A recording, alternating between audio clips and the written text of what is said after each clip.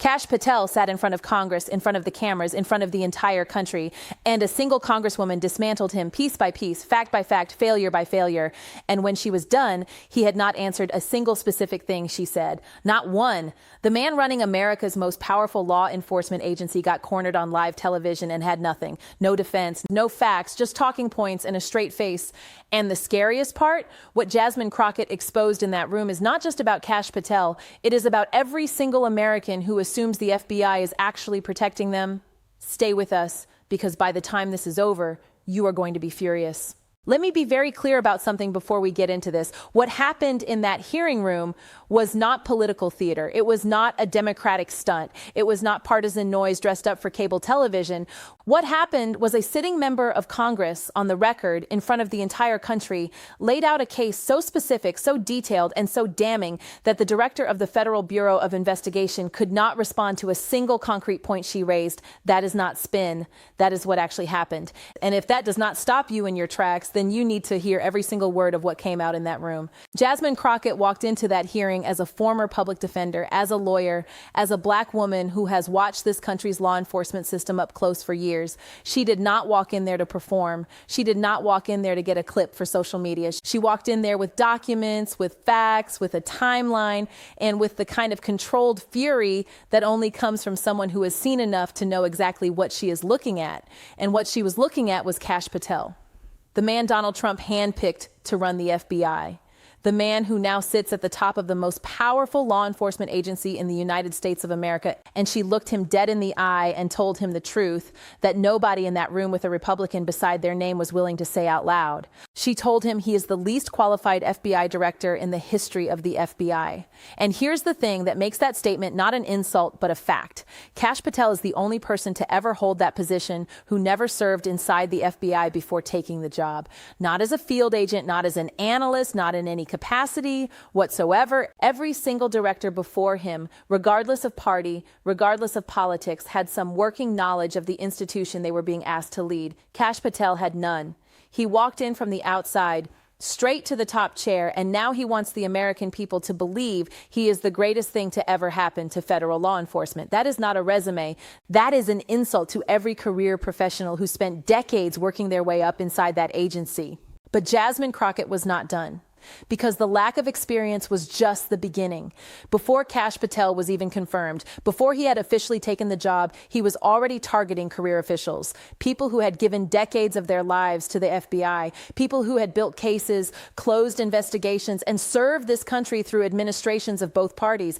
They were being pushed out the door. And why? Because the cases they were working on were tied to Donald Trump personally. Think about that for one moment. The FBI director, handpicked by Donald Trump, was clearing out the very people investigating Donald Trump's legal troubles. And Kash Patel sat in that hearing room and did not address it. Not once. Not a single word about the targeted firings. Not a single word about the career officials who got pushed out illegally before he even had the title on his door.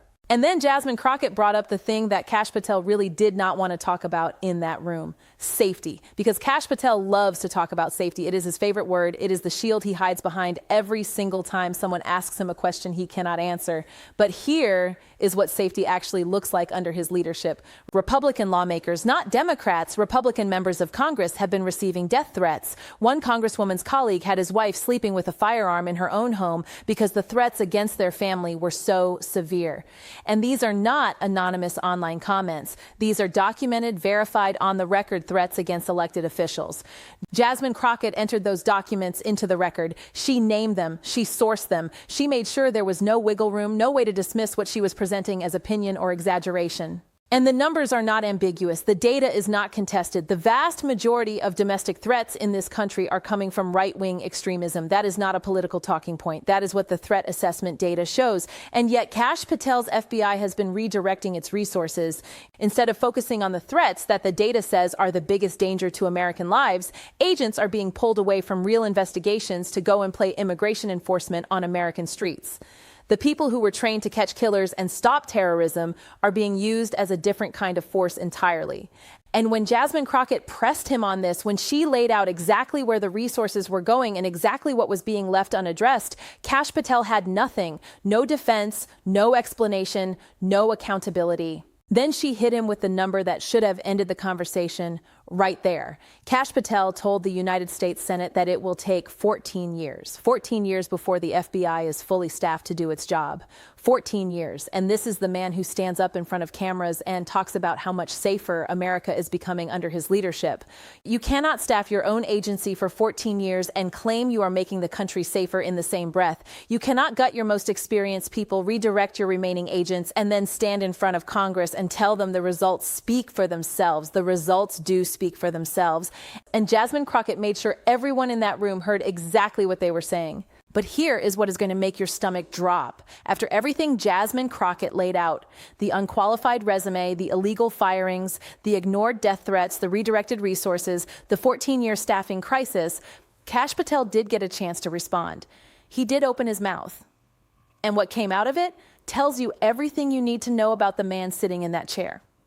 Because what he said was not a defense. It was not a rebuttal. It was not an answer to a single specific point she raised. It was something far more calculated, far more deliberate, and far more dangerous than anything Jasmine Crockett had accused him of.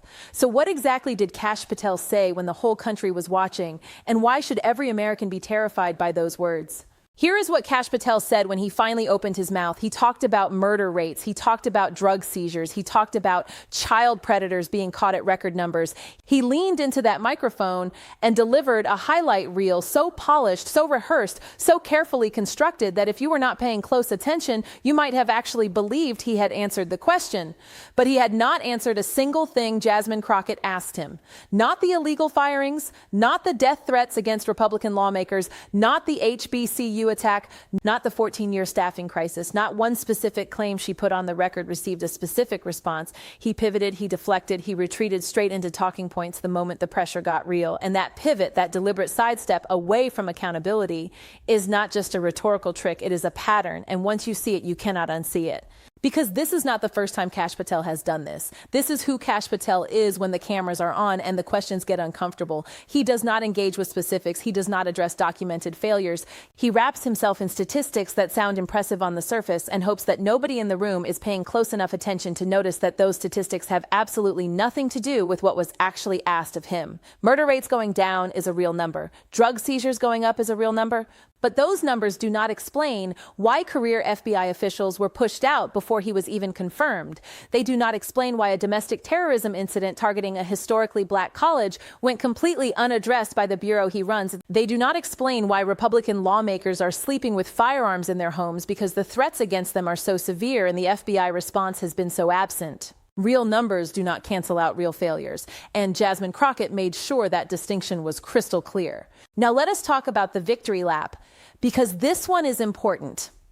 Because this one tells you something specific about Kash Patel's character that goes beyond politics and straight into the question of whether this man is even honest. There was a high-profile criminal case, a case that got national attention, a case that Kash Patel wanted credit for, and he took that credit publicly. He posted about it not once, twice, 2 separate posts taking a victory lap for the FBI's work in catching this individual, and both posts were wrong. Both had to be corrected. Both were walked back after the facts came out, because here is what actually happened in that case. It was not brilliant FBI investigative work that cracked it. It was a parent, a mother or a father who made the hardest decision a parent can make and turned in their own child after that child had already confessed online. The FBI did not crack the case. The family did. And Kash Patel posted twice claiming otherwise. Twice!